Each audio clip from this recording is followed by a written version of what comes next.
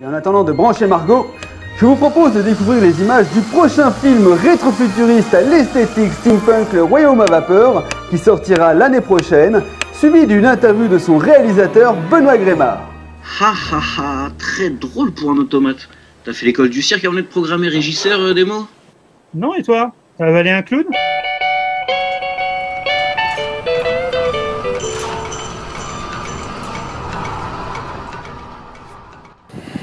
On est sous la flotte! Mine-toi!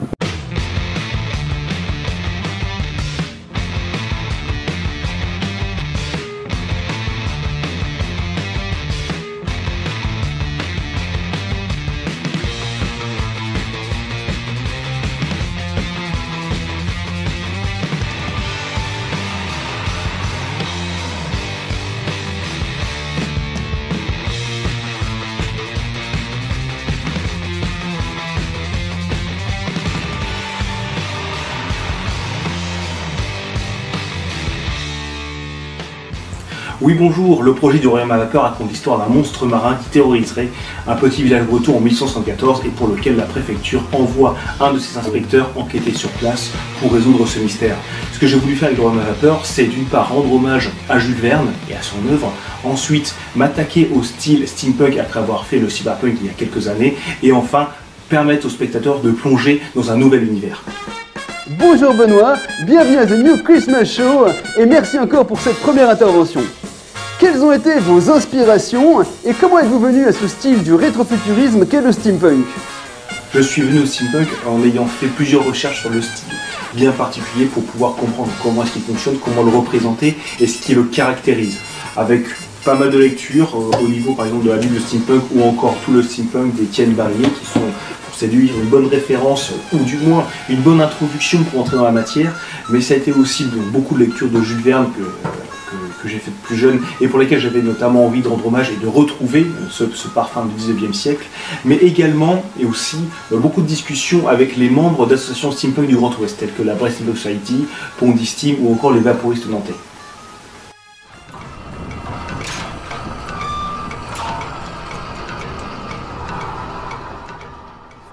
À cette gourdasse, la confiance est un manque d'expérience, ton plan est trop dangereux, pauvre imbécile, etc.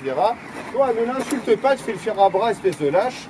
Comment je vais te faire avaler ton injure? Paf!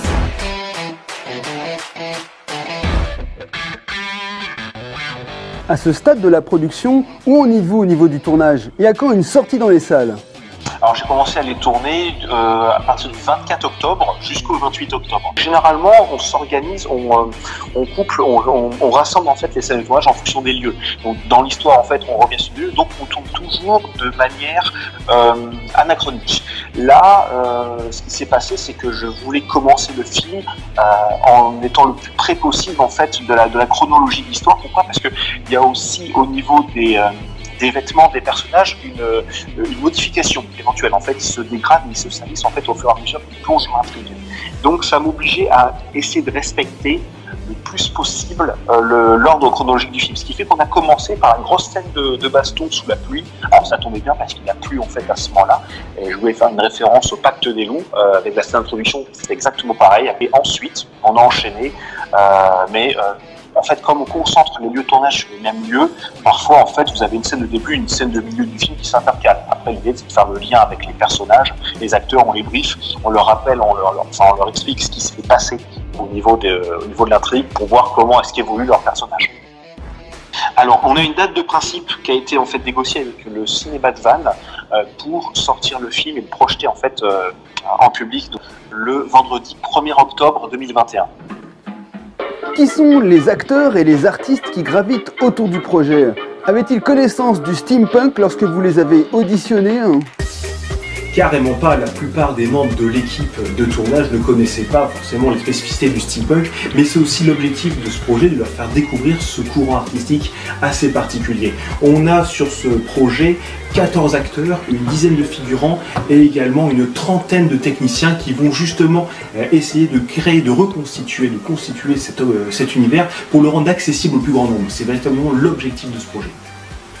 Merci Benoît. Avant de terminer, j'aurai une dernière question. Avez-vous d'autres projets en préparation après ce court-métrage? Généralement oui, il m'arrive de travailler sur mon prochain film pendant que je suis en train de réaliser celui actuel. Et j'ai envie de porter un prochain court-métrage d'une dizaine de minutes, un truc assez péchu, assez action, sur la période du confinement, qui est une période assez propice, dans un contexte assez particulier, pour faire une histoire qui sortirait de l'ordinaire. Merci Benoît pour cette interview en différé quantique et à très bientôt pour la sortie en salle de votre court-métrage. Chers téléspectateurs, restez connectés pour la suite de votre émission. Démo, Vivien, il est temps de débarrasser ce chantier. C'est pas une brocante post-apo ici, c'est une émission de Noël, sapristi.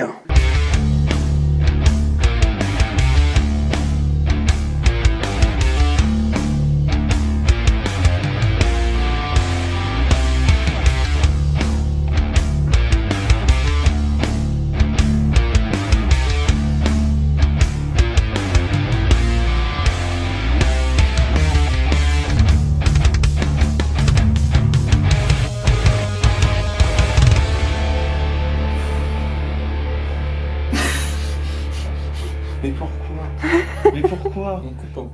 Ça n'a pas de sens en fait. Si, c'est marqué dans les didascalies. Mais non, Surprise devant une masse. Ah non, il n'y a pas marqué marteau, ça c'est un marteau. Bah, c'est pas une masse. Bon, c'est pas grave, on la refait, coupez.